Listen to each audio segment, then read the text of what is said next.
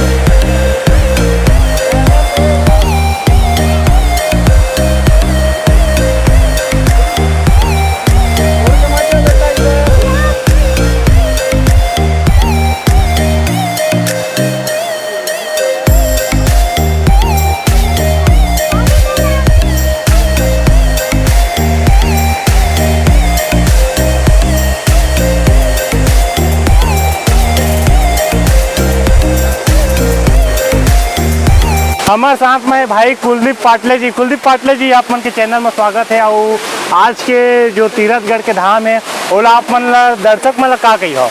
बहुत ही बढ़िया धाम है भाई आके देखाओ का जी, है जी।